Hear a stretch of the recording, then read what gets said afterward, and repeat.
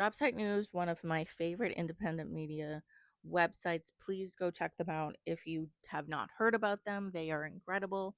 They do fantastic reporting.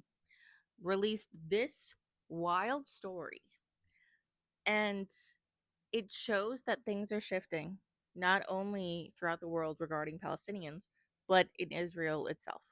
Breaking: Israel's Supreme Court has ruled that the government is starving Palestinian prisoners, ordering authorities to improve nutrition after finding, quote, real doubts inmates were receiving enough food to meet conditions of basic. I can never say that word, I apologize. The state is legally obligated to provide prisoners with enough food to ensure a basic level of existence, they said, and in a 2-1 ruling found that there were indications that the current food supply to prisoners does not sufficiently guarantee compliance with the legal standard. The case was brought by the Association for Civil Rights in Israel and Gisha after food policy changes left prisoners malnourished and a 17-year-old child dying of starvation.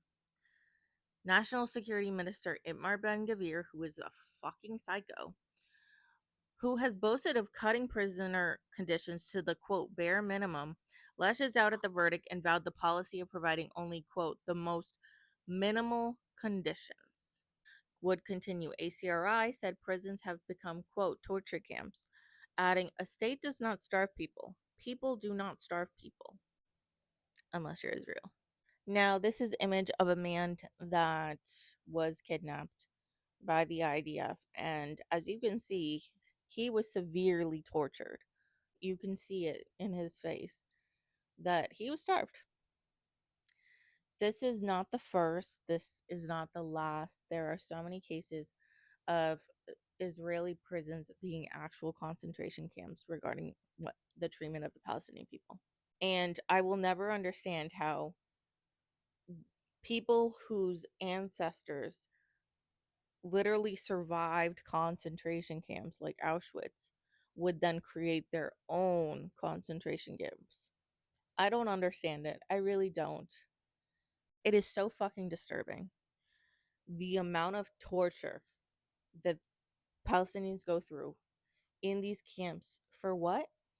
Because they're Palestinian. I mean, it's literally like you're talking to a Nazi when you talk to Zionists. It's truly scary. The thing is that the reason why I'm saying that things are changing is because everyone has known that the concentration camps are starving Palestinians. Everyone knows that. Literally last year, there was a protest where it was filmed on camera of a Palestinian prisoner being raped by an IDF soldier. And the IDF soldiers that were involved were then arrested. And then Zionist psychos literally went to the jail that those rapists were at and demanded for them to be free. Then the conversation in the Knesset were, is it okay to rape Palestinian prisoners? I kid you not. Zionism is abhorrent. But it gets even worse because the person who raped the prisoner revealed himself and ended up becoming a TV star and being just praised throughout Israel, all over TV, all over. Everyone was like, good for you for fucking raping a Palestinian prisoner. These people are fucking sick. So this is not a new thing. And yet, for this story to come out, it really shows you how much things have changed. Because, like I've been saying since the genocide started, Palestinian people have been tortured in various ways by Israelis for 75 years. This is not something that's new. The world never cared about Palestinians for various reasons, but one of them is because Israel has held on to the you have to support Israel because if you don't, it's anti-Semitic rhetoric. They hold the Holocaust over the world's head and are like, you got to treat us better because look, you allowed 6 million of our ancestors to die. It doesn't work that way. But for over 75 years, the world has allowed Israel to do whatever the fuck they want. Currently, there is a United States citizen in one of these concentration camps. His name is Mohammed Ibrahim. He is 16 years old. He has lost over 26 pounds.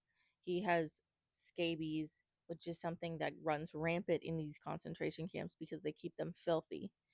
And he has been there since February, a 16-year-old. So the courts are taking things a little seriously, but we still have people experiencing torture every single day. And if you live in Florida, or if you just want to reach out to his representative, this is the number. Please reach out to the representative to demand that they work hard to release Mohammed Ibrahim. He's a United States citizen and he's being tortured. Starvation is a form of torture. Because why? Allegedly, he threw rocks at the IDF. They'll fucking do anything to put Palestinians in prison. Fucking anything. So, even though the tides are turning, we still have a lot more work to do. But, like I always say, until it happens, free Palestine.